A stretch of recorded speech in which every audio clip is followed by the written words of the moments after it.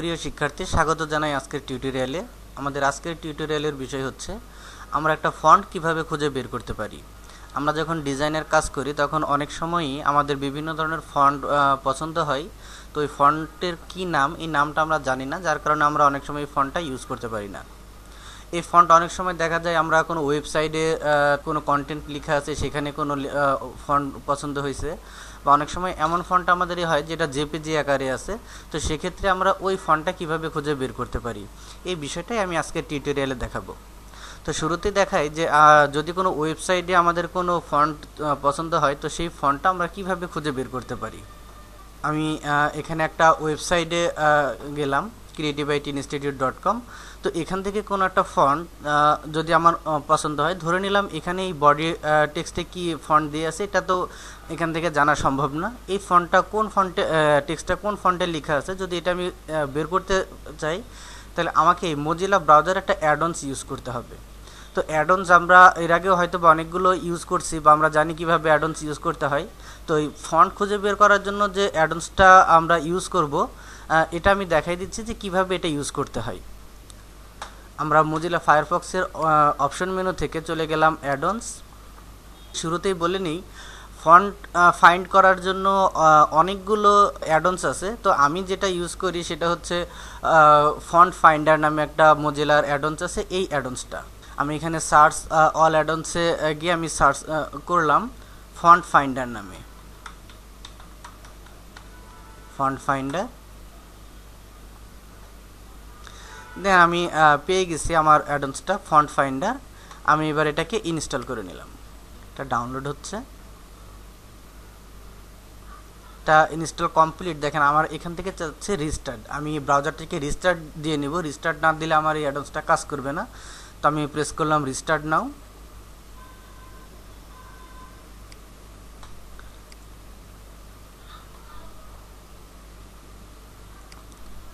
এবার আমি এখান থেকে আমি যে কোনো ওয়েবসাইটে যদি যাই এবং ওই ওয়েবসাইটের কোন টেক্সটটা কোন ফন্টে লেখা আছে, এটা আমি এখান থেকে খুব সহজেই জানতে পারবো। এটা জানার জন্য আমাকে যা করতে হবে, যে ফন্টের আমি এখান থেকে নামটা জানতে চাচ্ছি, ফন্টটাকে আমি এখান থেকে ব্লক করব। ব্লক করার পর রাইট ক্লিক করলে আমরা এখান থেকে নিচে অপশন পাবো ফন্ট ফাইন্ডার, ফন্ট ফাইন্ডার। দেন এখানে অপশন আছে অ্যানালাইজ সিলেকশন, অ্যানালাইজ সিলেকশন। তো এখানে গেলেই দেখেন আমাদের এখান থেকে দেখাচ্ছে এই ফন্টের শুধুমাত্র নাম, এটাই না, আমার এখান থেকে কোন কালার, যেমন এই ফন্টের কালার কোড, RGB ভ্যালুগুলো, এগুলো ফন্ট ফ্যামিলি, যেমন এখান থেকে ফন্টের নামটা হচ্ছে ওপেন সেন্স ফন্ট ইউজ করা আছে, এর লাইন হাইট কত আছে, এবং যাবতীয় এই ফন্ট সম্পর্কে ডিটেলস আমরা জানতে পারবো এই ওয়েতে। তো শুধুমাত্র এখান থেকে এই ফন্টটাই না, আমরা এখান থেকে অন্যান্য কোনো ফন্ট সম্পর্কেও যদি জানতে চাই সেটাও আমরা জানতে পারবো। যেমন আমি যদি চাই এখানে এই টেক্সটটা কোন ফন্টে লেখা আছে এটা জানতে চাই, আমি টেক্সটটাকে ব্লক করলাম, রাইট ক্লিক করে ফন্ট ফাইন্ডার, দেন অ্যানালাইজ সিলেকশন। তো এখানে দেখেন আমাকে এখান থেকে দেখাচ্ছে ফন্টের নাম এবং এই ফন্টের কালার কোড কি দিয়ে আছে, সেই অর্থাৎ এই ফন্ট সম্পর্কে যাবতীয় ডিটেলস আমি এখান থেকে পেয়ে গেছি। তো এভাবে আমরা একটা ওয়েবসাইট থেকে যে কোনো ফন্টের এটা কোন ফন্টে লেখা আছে এটা আমরা খুঁজে বের করতে পারবো। কিন্তু এর চাইতেও আরেকটা সমস্যায় আমরা পড়ে যাই, যদি আমাদের কোনো একটা ইমেজ থাকে, জেপিজি ইমেজ, এবং এটাতে কোন ফন্টে লেখা আছে। যেমন আমি একটা জেপিজি ইমেজ নিলাম, সে এখানে আমার একটা টেক্সট লেখা আছে ফ্রি সেমিনার। তো এটা তো জেপিজি ফরম্যাটে আছে, এই জেপিজি ফরম্যাট থেকে আমরা এই ফন্টের নামটা খুঁজে বের করব কিভাবে। তো এটা বের করার জন্য আমাদের কিছু ওয়েবসাইটের হেল্প নিতে হবে। সেই ওয়েবসাইটগুলো আমি এখান থেকে বলে দিচ্ছি। অনেকগুলো ওয়েবসাইট আছে, তো আমরা এখান থেকে ইউজ করতে পারি whatfontis নামে একটা ওয়েবসাইট আছে, whatfontis.com, এবং আরেকটা ওয়েবসাইট হচ্ছে myfont.com। এটা শুরু করার আগে আমি বলে নিই যে এই ক্ষেত্রে আমাদের এখান থেকে যেটা হবে যে আমরা 100% ওই ফন্টটাই পাবো এমন না, ওই ফন্টটাও পেতে পারি। এবং আরেকটা যেটা অপশন আছে যে সিমিলার টাইপ যে ফন্টগুলো, ওই ফন্টগুলো আমরা এখান থেকে খুঁজে বের করতে পারবো। এটা করার জন্য দেখেন আমি whatfontis.com এর ওয়েবসাইটটা লোড হয়ে গেছে। এখানে একটা অপশন আছে দেখেন upload image, upload the font image file. তো ব্রাউজারে গিয়ে আমি এখান থেকে আমার ইমেজটা দেখাই দিলাম, দেন ওপেন। এক্ষেত্রে আমাদেরকে যেটা করতে হবে, আমি একটা বিষয় এখান থেকে বলে নিই, যে আমরা যে ফন্টের ইমেজটা আপলোড করব, এই ইমেজটার ব্যাকগ্রাউন্ড হোয়াইট এবং ফন্টটাকে ব্ল্যাক করতে হবে। যদি অন্য কোনো কালারেও থাকে আমরা ফটোশপের মাধ্যমে এটা করে নিব, অথবা ব্যাকগ্রাউন্ডটা ব্ল্যাক থাকবে, ফন্টটা হোয়াইট থাকবে। আচ্ছা, তো আমার এখানে ব্যাকগ্রাউন্ড হোয়াইট আছে, ফন্ট ব্ল্যাক আছে, আমি ইমেজটা আপলোড করছি। এবার আমি এখান থেকে কন্টিনিউ দিই। কন্টিনিউ দেওয়ার পর দেখেন আমার এখান থেকে প্রত্যেকটা ক্যারেক্টারকে সে আলাদা আলাদাভাবে নিয়ে নিছে। এবার আমাকে এখান থেকে বলে দিতে হবে যে কোনটা আসলে কোন ক্যারেক্টার। তো আমি এখান থেকে লিখে দিলাম ওটা এফ।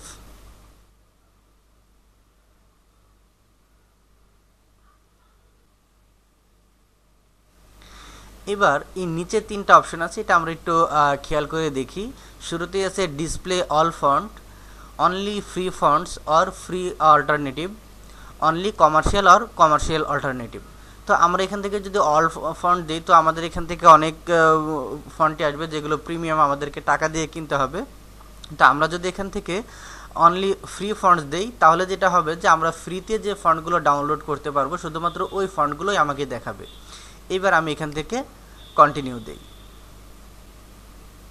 আমি এখানে কন্টিনিউ দিলেই দেখেন আমাদের এখান থেকে আমি যে ইমেজটা আপলোড করছি এটা হচ্ছে সেই ইমেজ, এবং এটার সাথে সিমিলার কিছু ইমেজ আমাকে এখানে শো করতেছে।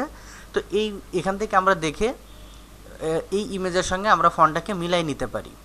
তো আমার এখান থেকে মনে হচ্ছে সবগুলো ফন্টই মোটামুটি সিমিলার, তবে এই ফন্টটা সম্ভবত আমাদের এখান থেকে এই যে বিবাস নিউ যে ফন্টটা আছে, এই ফন্টটা সম্ভবত এই ফন্টটা, অর্থাৎ এটার সাথে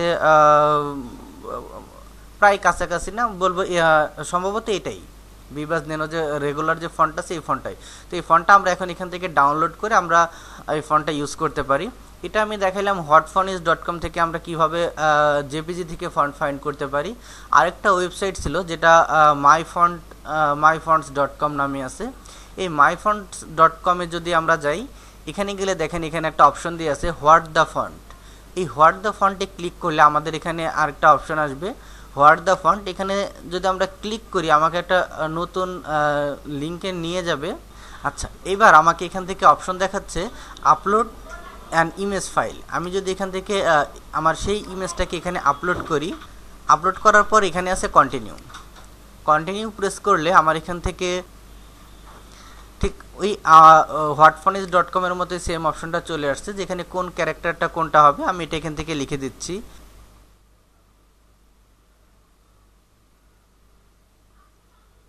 দেন কন্টিনিউ। এবার আমাকে এখান থেকে আমার ইমেজ যেটা আপলোড করছে সেটা আছে এখানে, এবং এখান থেকে আমাদেরকে দেখে মিলাই নিতে হবে যে আসলে কোন ফন্টটা আমাদের এখান থেকে কাছাকাছি যাচ্ছে। আমি এটা শুরুতেই বলে নিচ্ছি যে এই জেপিজি থেকে আমরা যদি ফন্ট ফাইন্ড করতে চাই তাহলে 100% যে সবসময় পাবো এমনটা না, অনেক সময় কাছাকাছি ফন্টগুলো আমাকে এখান থেকে দেখাবে, আমাকে এখান থেকে খুঁজে নিতে হবে। ধন্যবাদ জানিয়ে আমি আজকের টিউটোরিয়ালটি এখানেই শেষ করছি।